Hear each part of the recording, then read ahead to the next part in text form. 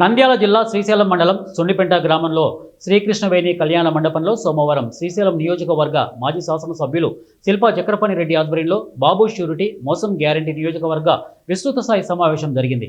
అదేవిధంగా నియోజకవర్గ స్థాయి, మండల స్థాయి మరియు గ్రామ స్థాయిలో సమావేశాలు ఏర్పాటు చేయాలని, గ్రామానికి ప్రచారం చేయాలని పార్టీ నేతలకు శిల్పా చక్రపాణి రెడ్డి పిలుపునిచ్చారు.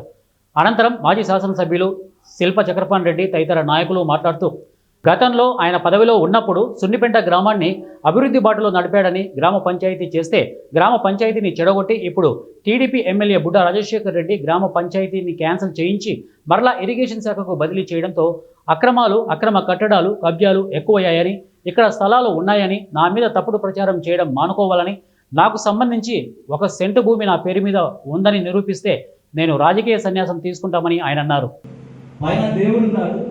ఆయన అనుకున్నారంటే క్షణాల మీద ఏదైనా జరిగిపోతుంది. కాబట్టి దేవుడు కూడా కొన్ని సందర్భాల్లో ఒక మనిషికి చాలా అవకాశాలు ఇస్తాడు. చేయరా, ఎన్ని పాపాలు చేస్తావు, చేయండి. ఒకరోజు కొడితే మళ్ళీ దిమ్మ తిరిగి కింద పడితే ఇంకా పైకి లేవని కూడా లేవని.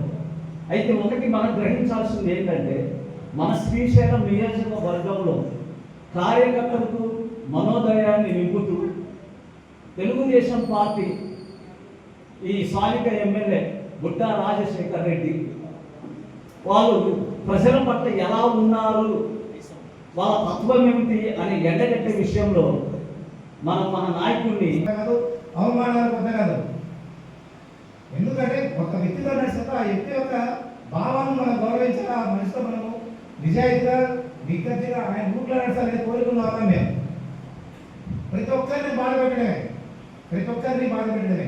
వెంకటగాడు ఏం చేసింది, వాడు రౌండ్ షీట్ ఓపెన్ చేస్తారని మీద, ఆటోమని మీద రౌండ్ షీట్ ఓపెన్ చేస్తారు, మన మరియబ్బా మీద రౌండ్ షీట్ ఓపెన్ చేస్తామన్నారు, విలేకరుల మీద రౌండ్ షీట్ ఓపెన్ చేస్తారా? చేస్తాం మనం ఏమన్నా? పత్రికలో రాస్తారా? వాళ్ళకి ఇష్టం వచ్చింది.